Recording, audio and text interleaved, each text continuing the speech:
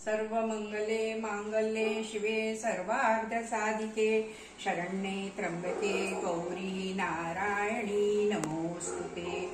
आज मातृत्व दिवस आणि संबंध सगळ्या मातांना माझ्या लोकमत सखींना सुद्धा माझ्या शुभेच्छा। आज मी नारळाची खोबऱ्याची बर्फी वडी करायला घेतलेली आहे, बर्फी करायला घेतलेली आहे। ॲज अ एग्रीमेंट्स एक खोबरं किसलेलं, हे वेलची, मीठ, तूप, रवा, साखर जेवढे आपली खोबरं आहे त्याच्या अर्ध्या पटीनं साखर घ्यायची। आता पहिल्यांदा तूप घालून हा रवा फुलून घ्यायचा। रवा घेतल्यानं रव्याचं काय होतं, त्याला जरा मंगण लागतं खोबऱ्याला आणि वडी छान होते। न पाणी घालता वडी मस्त होऊन जाते।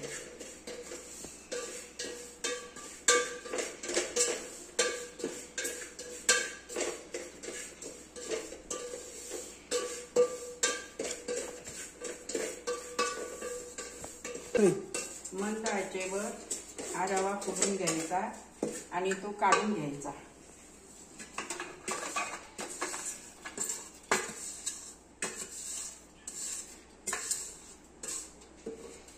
रवा काढून घेतल्यानंतर खोबरं आणि मीठ आणि साखर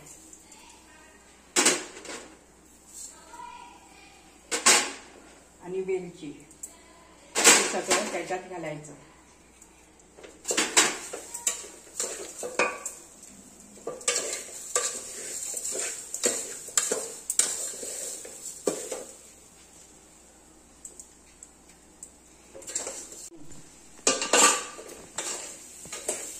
आता हे असं ढवळत राहायला पाहिजे आणि त्याच्यातनं ते साखर मेल्ट होते आणि सारखा गोळा होऊन येतो। जसा गोळा होऊन आला की मग आपल्या ह्याच्यावरती जरा असं तूप लावायचं आणि ह्याला सगळं ब्रश करून असं हे करायचं।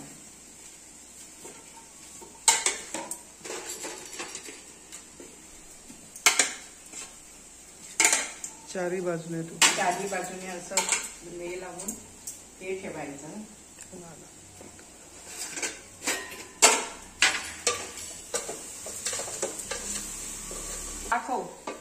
दाखव हे असं मिश्रण करून असं साखर जरा कढते, त्याच्यात मिश्रण होते आणि ती सगळी एक होते, एकजीव होते आणि साखरेचा आणि खोबऱ्याचा जो किस असतो त्याला जरा ओलावा असतो, तो ओलावा मरेपर्यंत ते ढवळत राहायला पाहिजे। जसा तो गेला की तो त्याच्यातनं हे होतं, गोळा होऊन येतो हलव्यासारखा। जसा हलव्यासारखा गोळा झाला मग तो ह्याच्यात आपण तूप लावलेला आहे ट्रे मध्ये, त्या ट्रे मध्ये ते घालायचं आणि मग ते सारखी बर्फी हे करायची। 20 ते 25 मिनिट लागतात बर्फी बनवायला, कारण त्या खोबऱ्याचं हे आहे, त्या खोबऱ्याचं पाणी आहे ते पाणी गेलं पाहिजे। त्या खोबऱ्याच्या पाण्यात आणि साखरेची वितळते साखर, त्याच्यातच तो रवा शिजून येतो आणि बरोबर गोळा होऊन येतो। आता आवाज यायचा बंद झाला आणि हा गोळा होऊन आला। बघ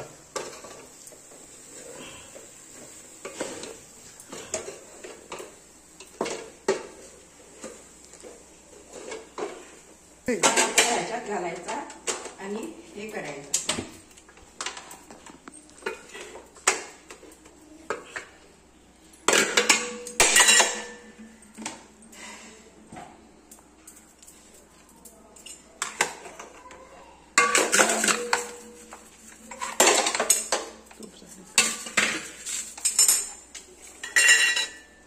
आणि ते असं पसरायचं।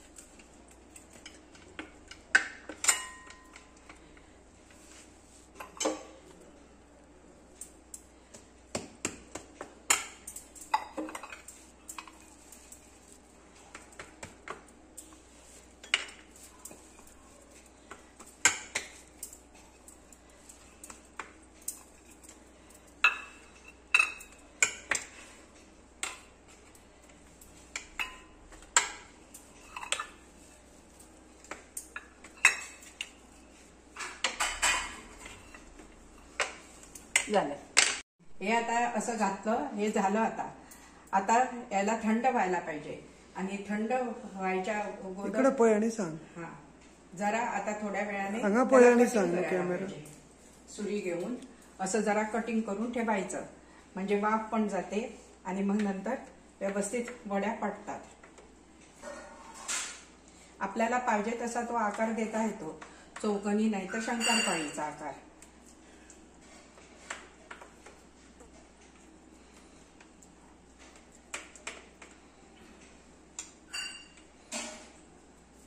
मी आता बर्फीला चौकोनीच देते. थंड झालं की ते आवळून ती बर्फी होते.